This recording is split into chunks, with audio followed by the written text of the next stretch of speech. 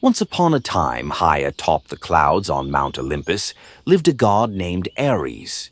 Now, when most people think of Ares, they think of a very loud, very strong, and sometimes very grumpy warrior.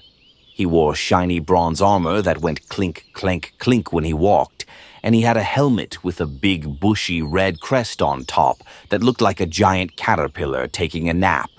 Ares loved to be the bravest. He loved to be the fastest. But most of all, Ares loved to roar.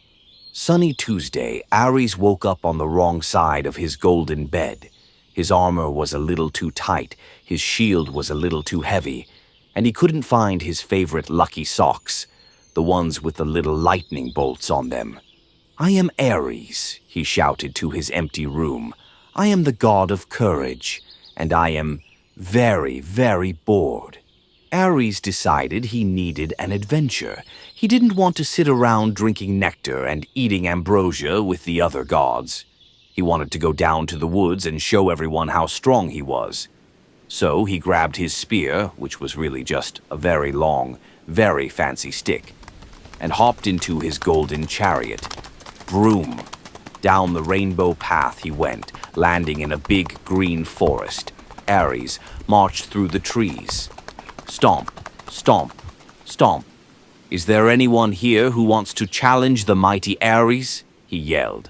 A tiny squirrel dropped a nut on his helmet. Tink. "Aha!" Ares cried, pointing his spear at the squirrel. "A worthy foe. Prepare to see my super-strong muscles." The squirrel just tilted its head, took its nut back, and scurried up a pine tree. Ares huffed. "Fine. If the squirrels won't fight, I shall find something else." He kept walking until he reached a sparkling blue river.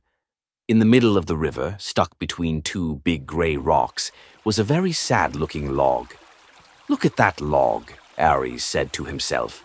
"It is blocking the water. It is a giant wooden monster trying to stop the river from flowing. I, Ares, shall defeat it." He jumped into the water, splash, and grabbed the log. He pulled and he heaved. His face turned as red as the crest on his helmet. He went, and roar. Finally, with one giant kapow, he lifted the log over his head and tossed it onto the grass. The water began to flow happily again, making a soft gurgle-gurgle sound. "I have won," Ares cheered. "The river is saved. I am the best." Just as Ares was doing a victory dance, which involved a lot of jumping and shaking his spear, he heard a very small, very quiet sound. Sniff, sniff, wah! Ares stopped dancing. He looked left. He looked right. He looked down at his big, bronze-topped boots. Sitting on a mossy stone was a tiny, fuzzy creature.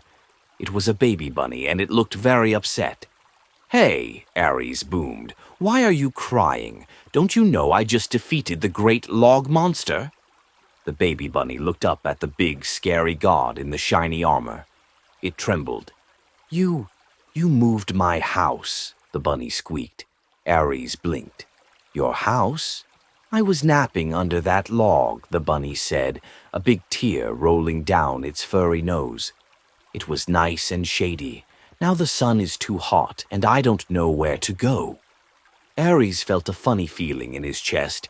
It wasn't the feeling of winning a battle. It was a heavy, sinky feeling. Even though Ares was the god of war and courage, he didn't actually want to make baby bunnies cry. "Oh," Ares said quietly. "I didn't know." Ares looked at his big hands. Usually these hands were for holding shields and swinging swords. But looking at the crying bunny, he realized that being truly brave didn't always mean fighting. Sometimes it meant being kind when you've made a mistake. "Don't worry, little fuzzball," Ares said, trying to make his voice sound less like a thunderstorm and more like a summer breeze. "I am Ares, and I can fix anything." He looked at the log he had thrown. It was way too heavy for a bunny to move back. But then he saw some large flat stones by the river. "Watch this," Ares said.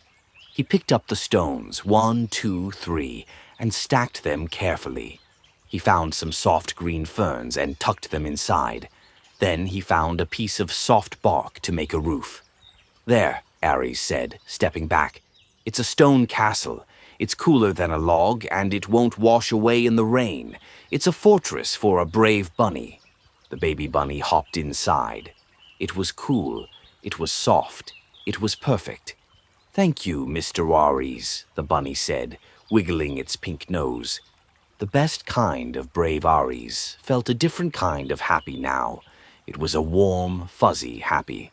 Suddenly, he heard a voice from the trees. It was his sister, Athena. She was the goddess of wisdom, and she was always watching him.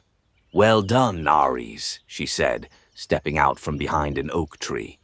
She wasn't wearing armor, just a long white robe and a clever smile. "You used your strength to build instead of break. That is true courage." Ares turned a bit red, even redder than before.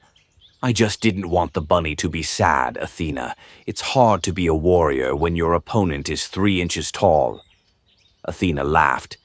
"Being a hero isn't just about winning battles, Ares. It's about protecting those who are smaller than you."